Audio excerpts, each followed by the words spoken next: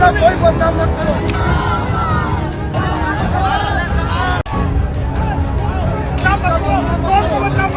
कोई बदनाम मत करो। प्रधानमंत्री कौन है? मुझे क्या पता, उत्तर प्रदेश के मुख्यमंत्री। वो इसकी भी नहीं पता। अगले कंगलों को किसी को नहीं जानते हम।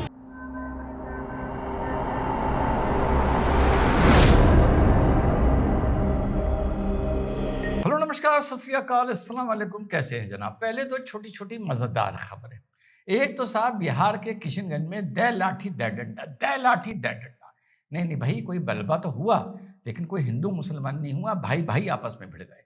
हुआ ये कि इस मस्जिद में एक परंपरा है कि पहले बंगाली मुसलमान नमाज पढ़ते हैं, उसके बाद बिहारी मुसलमान नमाज पढ़ते हैं, या शायद उल्टा है, पहले बिहारी मुसलमान नमाज पढ़ते हैं, उसके बाद वहां पे जो बंगाली आए हुए हैं, अब वो कौन से बंगाली हैं ये नहीं पता।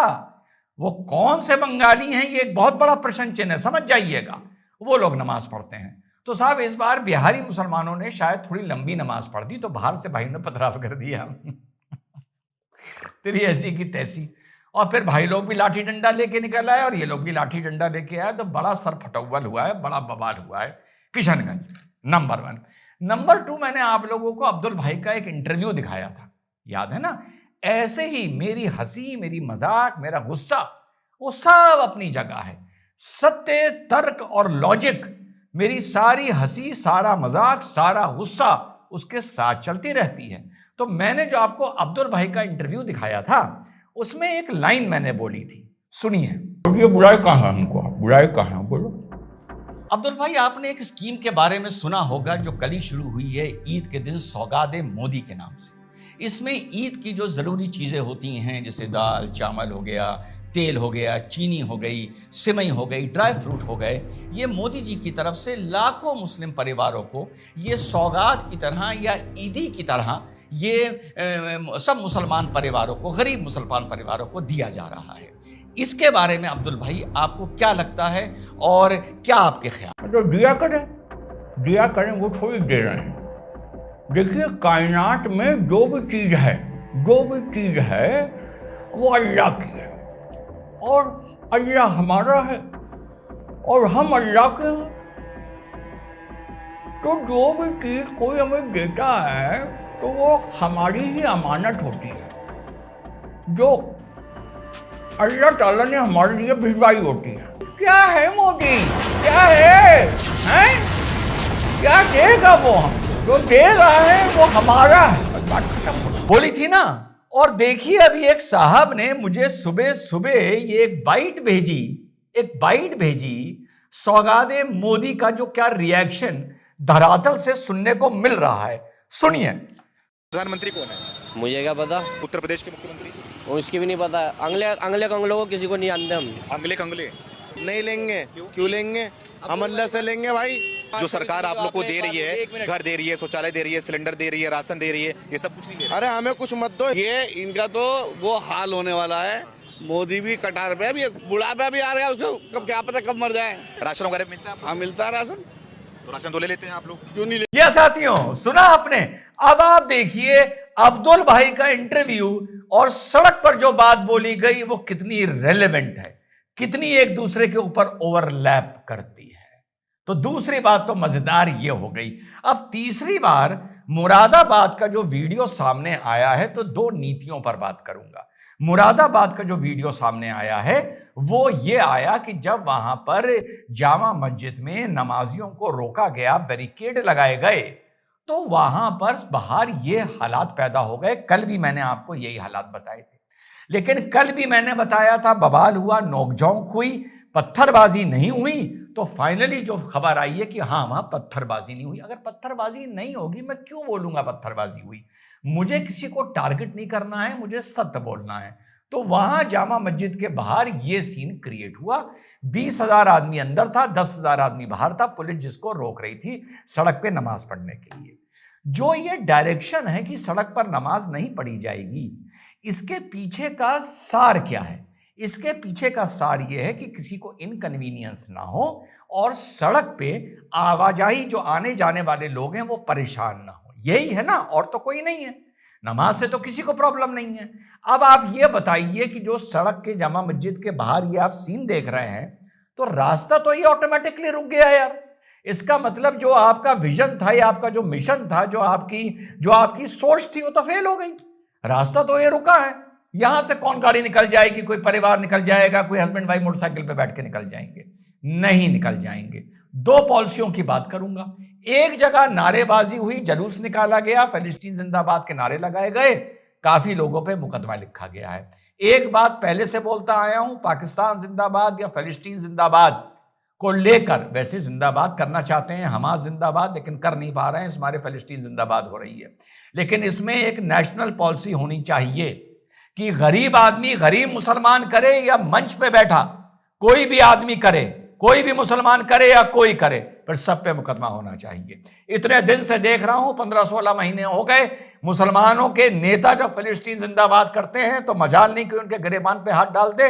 एक गरीब मुसलमान जब फिलिस्तीन जिंदाबाद करता है तो उस पर मुकदमा लिख दिया जाता है। मेरा सवाल है डॉक्टर सैयद रिजवान अहमद का कि ऐसा क्यों?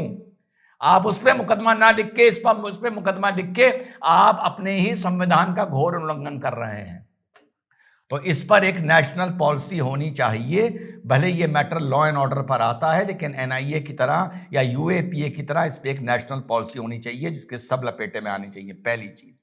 दूसरी चीज, नेशनल पॉलिसी होनी चाहिए कि धर्म, आस्था, पंथ, मजहब को लेकर अगर आप सड़क पर या पब्लिक प्लेस पर कोई कार्यक्रम करना चाहते हो, कोई सेलिब्रेशन पर्व बनाना चाहते हो, तो उसका मॉडस ऑपरेंडाई क्या होगा, उसकी अनुमति का क्या प्रोसेस होगा और क्या नहीं होगा, और कब कब ऐसी permission at the discretion of the district magistrate दे दी जाएगी और at the discretion of the district magistrate नहीं दी जाएगी। पैन इंडिया, कहीं लोग प्लेटफॉर्म पे नमाज पढ़ रहे हैं, कहीं इस देश में सड़क पे नमाज पढ़ रहे हैं, कहीं नमाज रोकी जा रही है। India is not a federation of state like USA, India is a union of state. केंद्र को इस पर भी जो ये बवाल का रूप जिसने ले लिया है कि नौबत अब यहां तक आ गई, जो मैंने पूछा था और बहुत से मेरे भाई ढक्कन हटा के निकल के आए कि तू वहां नहीं बोलता, वहां नहीं बोलता, वहां मैं इस मारे नहीं बोलता। वीडियो में समझा चुका था कि वहां अगर कोई गलती होती है,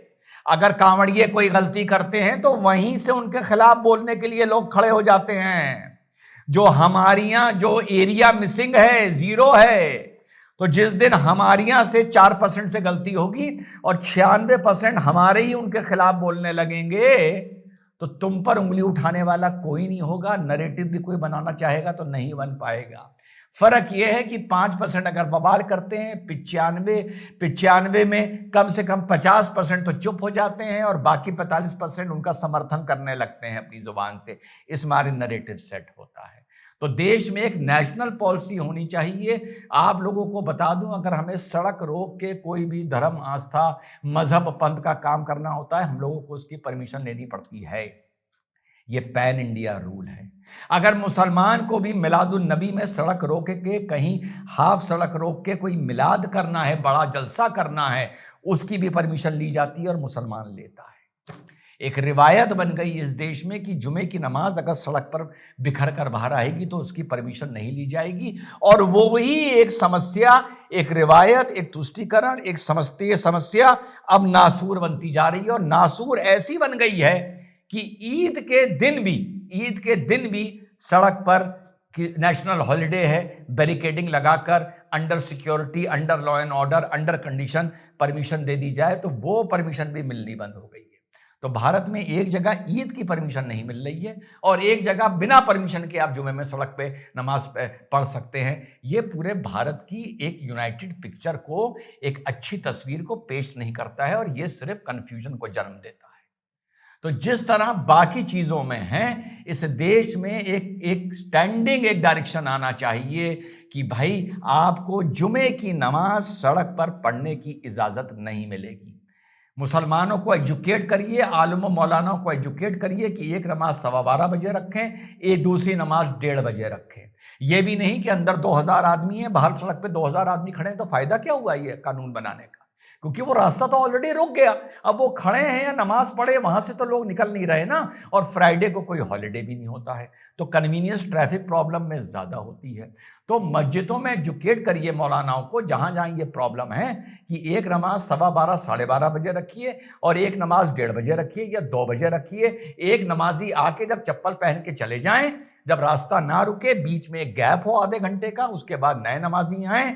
ये एक नेशनल पॉलिसी बनाई, और नेशनल पॉलिसी बनाने के बाद मैं खुद कह रहा हूं, ईद और बकरीद के टाइम पर जहां हर आदमी चाहता है ईदगाह या जामा मस्जिद नमाज पढ़ने के लिए जाए, और नेशनल हॉलिडे भी होता है, बीच की बात करता हूं, अधिवक्ता भी हूं, वक्ता भी हूं, एक discretion of the district magistrate पे under regulation and condition and seeing the law and order problem, Eid और बकरीद की 2 दिन की एक साल में अनुमति अंडर कंडीशंस दे दीजिए कि आप सड़क पर नमाज पढ़ सकते हैं। इसका क्या फायदा हुआ? अंदर 20,000 आदमी खड़ा है, सड़क पर 10,000 आदमी खड़ा है, इसका कोई फायदा तो हुआ नहीं।